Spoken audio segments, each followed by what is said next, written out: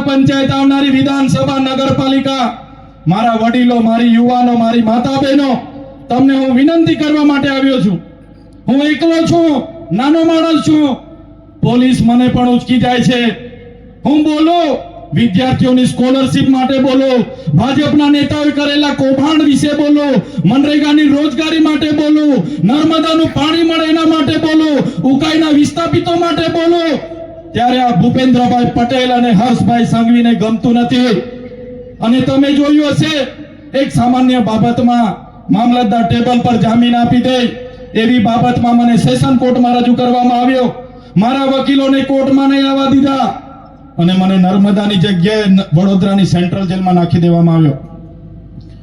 તારીખ પર તારીખ, તારીખ પર તારીખ, તારીખ પર તારીખ, 80 દિવસ સુધી મને જેલમાં મને યાતનાઓ આપવામાં આવી, મારા પરિવાર પર દબાણ લાવવામાં આવ્યું, દુઃખ આપવામાં આવ્યું, મારા આગેવાનો દુઃખી થયા અને પછી પણ અમે આપણી જનતા માટે વેઠી લીધું.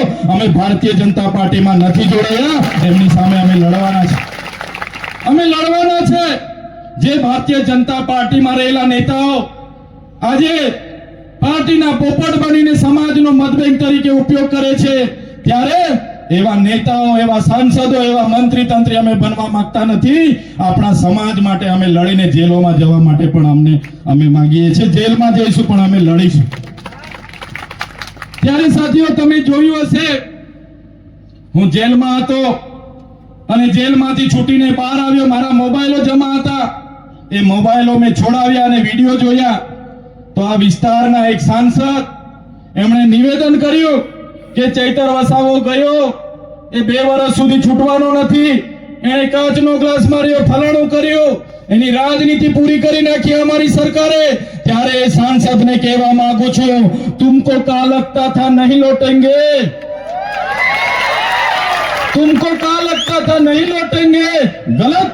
जब तक तोड़ेंगे नहीं तब तक छोड़ेंगे नहीं. हमको क्या अंडू पंडू गंडू झंडू समझ के रखा है क्या? ये चैतर वसावा है, चैतर वसावा कभी झुकेगा नहीं. ત્યારે સાથીઓ, તમે જોઈ લો, પાર્ટી એમની ખૂબ મોટી, નેતાઓ એમના મોટા, સરકાર એમની, પોલીસ એમની, તંત્ર એમનું, કલેક્ટર એમની, એસપી એમની, કોર્ટ કચેરી એમની. એટલે ગમે ત્યારે અમને ઉચકીને નાખી દે. પણ જ્યાં સુધી મારા વડીલોનો અમારા પર આશીર્વાદ છે, મારી માતા બહેનોના આશીર્વાદ છે, મારા યુવાનોનો અમારા પર સહકાર છે, આવી સરકારો સામે અમે ક્યારેય ઝૂકવાના નથી. ત્યારે સાથીઓ, જેલમાંથી છૂટ્યા અને જાણવા મળ્યું કે પોલીસ દ્વારા સરકારના ઇશારે, ભાજપના ઇશારે ખોટા સગવડનામા રજૂ કર્યા કે ચૈતર વસાવાને અંબાજીથી ઉમરગામના આદિવાસી વિસ્તારમાં પ્રવેશબંધી ફેરમાવો. ચૈતર વસાવા બધાને ગેરમાર્ગે દોરે છે અને હાઈકોર્ટ દ્વારા મને મારા મત વિસ્તાર ડેડિયાપાડામાં 1 વર્ષ સુધી પ્રવેશબંધી છે. આજે મારા ડેડિયાપાડાના હદમાં હું પગ નથી મૂકી શકતો, જઈ નથી શકતો.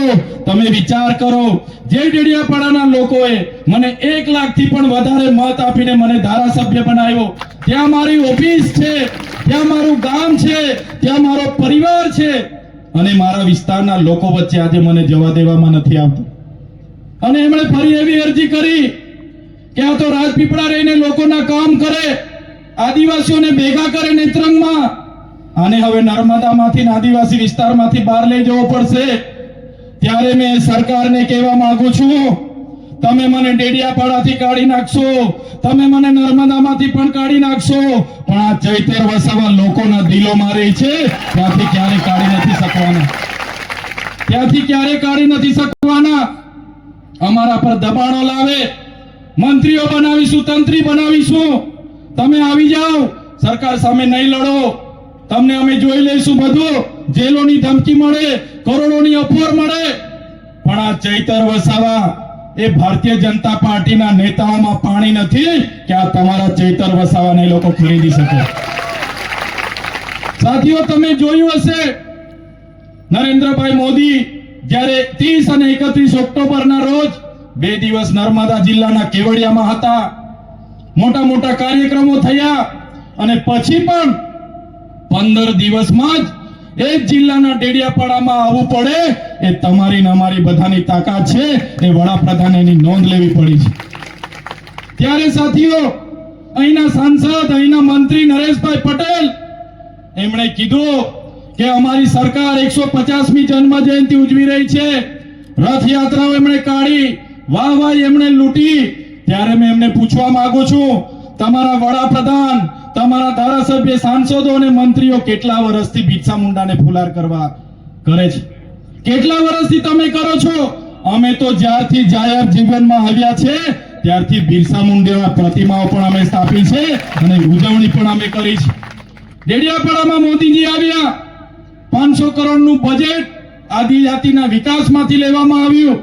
એમની ભીડ ભેગી કરવા માટે હજારો બસ મૂકવામાં આવી, પોલીસ 7000 મૂકવામાં આવી, અધિકારીઓને કામે લગાડવામાં આવ્યા અને નક્કી કરવામાં આવ્યું કે આ ચૈતર વસાવાની લડત અમે દબાવી દઈશું, ચૈતર વસાવાની વિકેટ અમે પાડી દઈશું. પણ આ ચૈતર વસાવાએ એમની 500 કરોડની પબ્લિકની સામે પ્રેમ સાથે એક આહ્વાન કર્યું અને નેત્રંગમાં લાખોની પબ્લિક ભેગી થઈ ગઈ.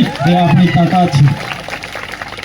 ત્યારે સાંસદને કહેવા માંગુ છું, એ મંત્રીને કહેવા માંગુ છું, એમના મુખ્યમંત્રીને કહેવા માંગુ છું, ડેડિયાપાડામાં આવીને જે નરેન્દ્ર મોદીજીએ ફૂલ અર્પણ કર્યા, એ પ્રતિમાની સ્થાપના જ્યારે હું કરતો તો તમારા સાંસદે વિરોધ કર્યો, તમારા આરએસએસ ના લોકોએ વિરોધ કર્યો અને અમે જે પ્રતિમા સ્થાપી ત્યારે આજે તમારા વડાપ્રધાન આવીને ત્યાં ફૂલહાર કરતા હતા. એ અમારી તાકાત હતી કે અમે બિરસા મુંડાના વિચારોને ઉજાગર કર્યા અને આજે વડાપ્રધાનને ત્યાં આવીને ફૂલહાર કરવું પડે છે. ત્યારે સાથીઓ, આ સરકારની નીતિ તમે જોઈ લો. ખેડૂતો એક બાજુ દિવસે ને દિવસે ગરીબ થતા જાય છે, અમીરો અમીર થતા જાય છે. ખેડૂતો પોતાનો પાક આખી વર્ષ દરમિયાન પરિવાર સાથે ખેતી કરે, ઝેરી જાનવરોથી લડે, વન્ય પ્રાણીઓથી લડે, મોગા બિયારો લાવે, દવા લાવે, મજૂરી લાવે અને જ્યારે પોતાનો પાક નાખવા જાય ત્યારે એમના દલાલો માર્કેટ યાર્ડમાં બેસીને આપણા લોકોનું શોષણ કરે છે. એક બાજુ સરકાર ટેકાના ભાવ કપાસના 1622 રૂપિયા જાહેર કરે અને આપણા ખેડૂતો નાખવા જાય તો મણના હાડી 1200 મળે. એક બાજુ સરકાર મકાઈના ક્વિન્ટલના 2100 રૂપિયા ટેકાના ભાવ જાહેર કરે અને આપણા ખેડૂતો માર્કેટમાં નાખવા જાય ત્યારે એને 1700 રૂપિયા મળે. ત્યારે આ સરકાર MSP ના નામે, CCI કેન્દ્રોના નામે આપણા લોકોનું શોષણ કરે છે. એના માટે પણ આવનારા દિવસોમાં આપણે PMC નો ઘેરાવો કરવો પડશે. તો કરવા માટે બધા તૈયાર રહેજો. સાથીઓ, પાવર ગ્રીડ જેટકો વાળા જાણે પોતાના બાપની પ્રોપર્ટી હોય એ પ્રકારે આપણા ખેડૂતોની જમીનો પર રાતોરાત આવીને જીસીબી લાગવીને ટાવરો ઉભા કરવાનું કામ કરે છે. ત્યારે આ જેટકો વાળાને પણ કહેવા માંગીએ છે, એમના ઈશારે કામ કરતા કલેક્ટરને પણ કહેવા માંગીએ છે, એમના ઈશારે કામ કરતા SP ને પણ કહેવા માંગીએ છે, આવનારા દિવસોમાં જો અમારા લોકોની જમીનો તમે આ રીતના છીનવ છો તો અમે હવે હકના નથી રહેવાના. અમે તમારા કચેરીનો પણ ઘેરાવો કરીને તમારો પણ અમે હુરિયો કાઢી દઈશું.